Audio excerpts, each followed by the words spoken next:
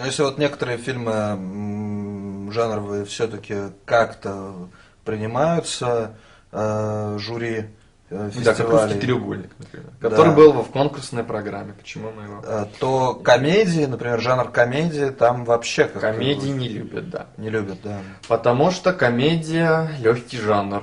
Когда дают приз за лучший фильм, то дают, любят давать, конечно, картинам серьезным, трагедиям и драмам. Жизнь тяжелая, жизнь жестокая, мы должны показывать фильмы, которые отображают все эти проблемы.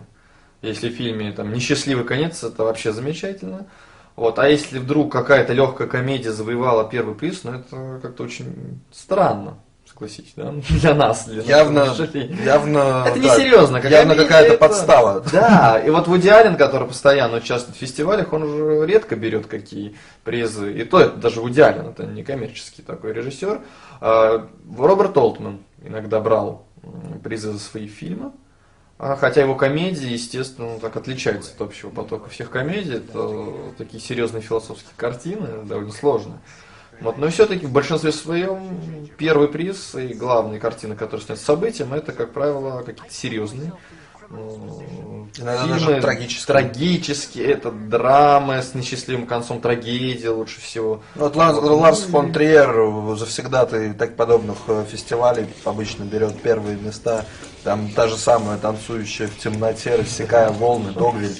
Это фильмы, после которых хочется пойти и повеситься. Но Да, почему-то, да, почему-то очень любят. Потому что серьезные. Ну, Триер замечательный режиссер здесь вообще-то. Хотя его последний фильм «Антихрист» это такая своеобразная пародия, что ли, на фестивальный фильм, в принципе. Мы можем вспомнить в любом случае какие-то комедии, которые когда-то получали премии, и даже одно время, устав от чернухи, на фестивалях стали появляться более легкие фильмы.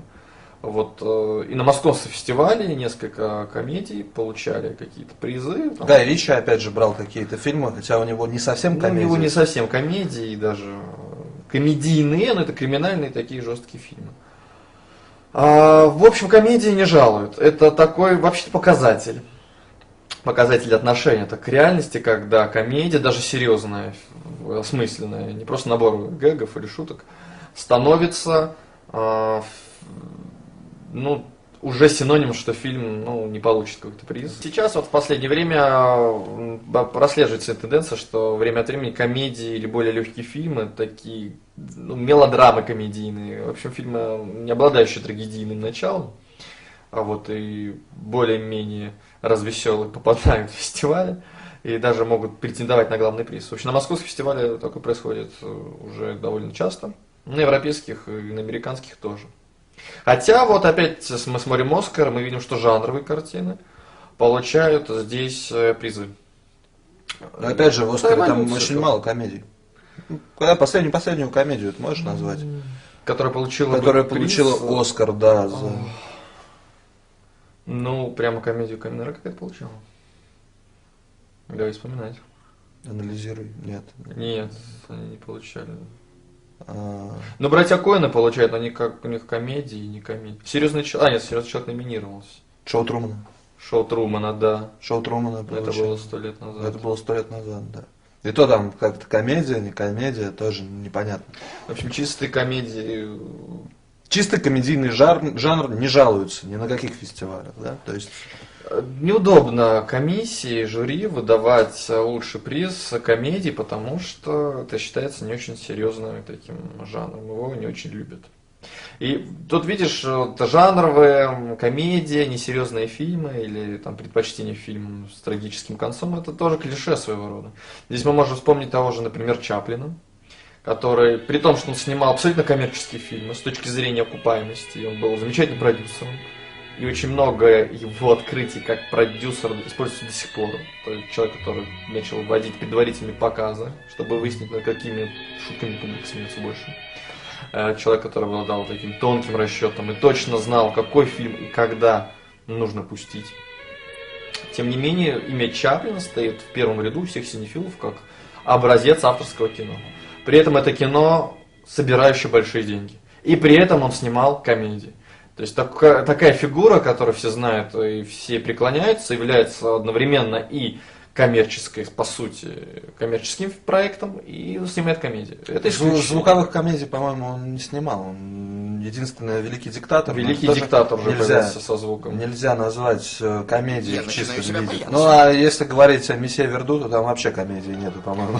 Нет, есть картина «Король в Нью-Йорке», и, ну, «Месье Верду», да, это не совсем комедия, хотя, в общем-то, сказать, что это какой-то другой жанр, но это комедия более грустная, менее веселая. Она не эксцентрическая комедия. Скорее трагефарс Без какой-то. эксцентрики. Это фарс, трагефарс, это в любом случае нечто, отменяющее отношение к комедийному жанру. Вот. И несмотря на это, до сих пор все-таки существует этот отрыв. Он показателен во многом вообще. Это такой стереотип, который нужен, я имею в виду стереотип жанрового кино, деление на жанровое, на коммерческое, потому что очень многие картины, как, например, «Ведьма из Блэр», она изначально не снималась как коммерческий фильм. Это был студенческий проект, когда студенты там буквально, или не студенты, но люди невысокой, там бюджет, по-моему, 10 тысяч составлял, сняли... На что они эти 10 тысяч потратили? Просто на пленку с камеры. Ну, На аренду скорее всего, пленки, по-моему, даже 16 миллиметров, не 32. И ушли в лес, сняли там вот этот свой фильм, где главная интрига была в том, что это было как бы документальное кино. Да? Сначала это подавалось, что это настоящие нашедшие пленки, что это никакая не постановочная картина. Вот. Мы все это помним. Вот. Картина вдруг стала очень кассовой. Коммерческое кино, да, коммерческое, но мы не знали о том, что и студенты не знали, когда они снимают, что это авторское кино, но опять-таки был расчет, да, на аудиторию, был расчет на шок, был расчет на фильм ужасов и так далее.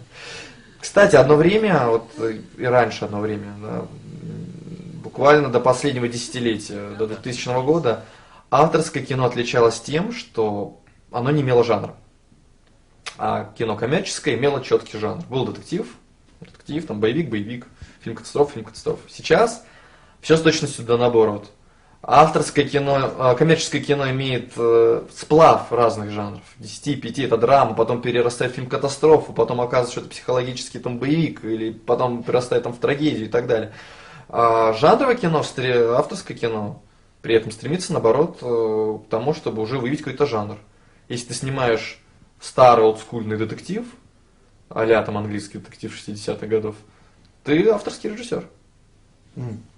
Так и вот идет постоянное изменение маятника, качание, как от стороны к реализму, потом от реализма в сторону фантасмагории, потом опять от фантасмагории, фантастики, фарса в сторону реализма, натурализма и так далее. Это, в общем, движение по кругу всегда.